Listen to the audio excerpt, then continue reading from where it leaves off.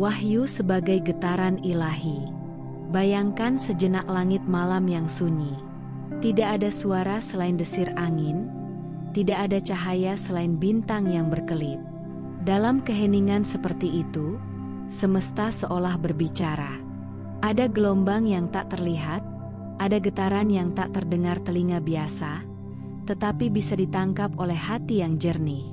Inilah yang disebut wahyu. Bukan sekadar huruf-huruf yang tertulis, bukan hanya kata-kata yang terbaca, melainkan getaran ilahi yang menembus jiwa. Selama ini kita sering mengira bahwa wahyu hanyalah kitab yang tertulis, kalimat yang bisa kita baca, ayat yang bisa kita hafalkan. Padahal, hakikat wahyu jauh lebih dalam.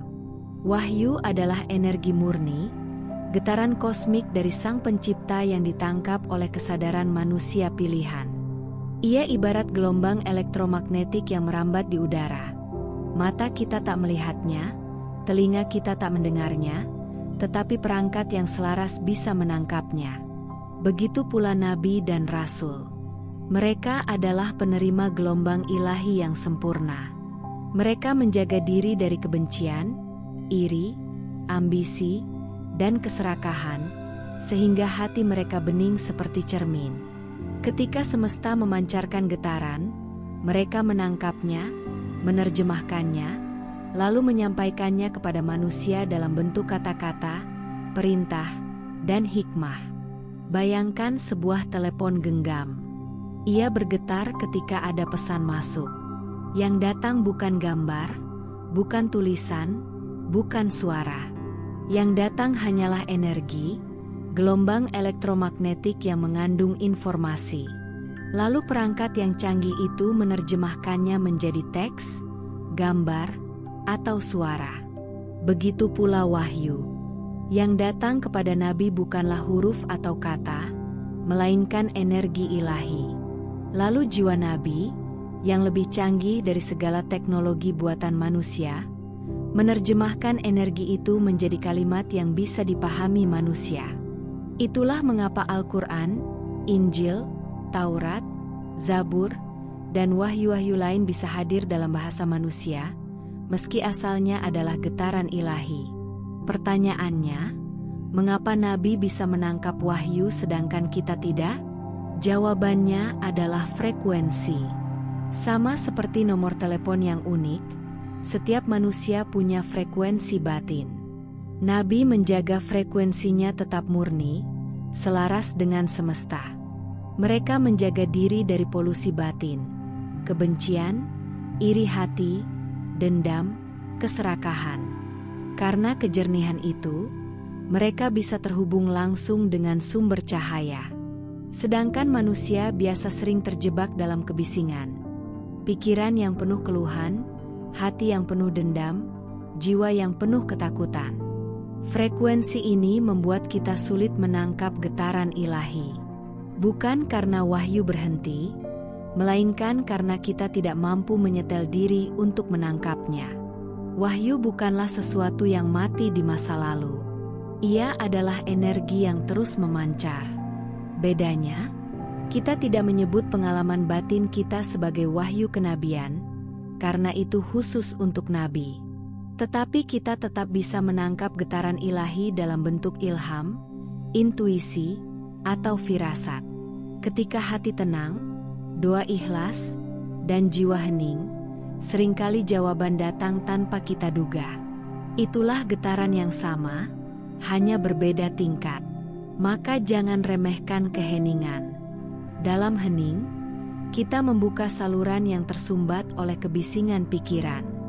Dalam hening, kita menata hati agar selaras dengan semesta. Dan dalam hening, kita mulai merasakan bahwa Tuhan tidak pernah jauh. Ia selalu hadir, berbicara lewat tanda, berbisik lewat intuisi, dan memandu lewat jalan yang kadang tidak kita pahami. Ada yang memahami wahyu hanya secara lahiriah, sekadar membaca teks. Maka ia sibuk berdebat tentang kata, tafsir, dan hukum, tetapi lupa menangkap getaran di baliknya.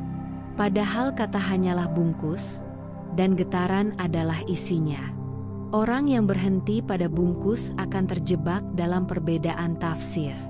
Tetapi orang yang merasakan getaran akan menyatu, karena energi ilahi yang ditangkap selalu sama, meski kata-kata berbeda. Maka, wahyu sejati bukan hanya dibaca dengan mata, tetapi juga dengan hati. Ia harus dirasakan sebagai getaran kasih, bukan sekadar dihafalkan. Ia harus dihayati sebagai petunjuk hidup, bukan sekadar diperdebatkan. Teman-teman, renungkanlah, mengapa kita sering merasa doa kita tidak terjawab? Mengapa kita sering merasa Tuhan jauh? Bukan karena Tuhan tidak mendengar, tetapi karena kita tidak menyiapkan diri untuk menangkap jawabannya. Doa adalah sinyal yang kita kirim, dan wahyu adalah jawaban yang dikirim balik. Jika perangkat batin kita tidak selaras, jawaban itu tetap datang tetapi tidak tertangkap. Maka tugas kita adalah membersihkan batin, menyelaraskan diri, dan menjaga keheningan. Setiap hari, sediakan ruang hening untuk mendengar. Setiap saat, hadirkan kesadaran bahwa Tuhan lebih dekat dari urat leher. Saat itu, kita akan mulai merasakan bahwa wahyu bukanlah cerita masa lalu, melainkan getaran yang hidup, mengalir, dan menuntun kita pulang. Wahyu adalah bahasa cahaya. Ia bukan milik satu zaman, tetapi memancar sepanjang waktu. Ia bukan sekadar teks, tetapi energi yang menuntun jiwa. Dan siapa yang mampu membuka diri, membersihkan batin, dan hidup dalam kesadaran, ia akan selalu dituntun oleh getaran ilahi, meski tidak lagi bernama wahyu kenabian. Karena itu, mari kita bertanya pada diri, apakah kita sudah menyiapkan batin untuk menangkap getaran itu?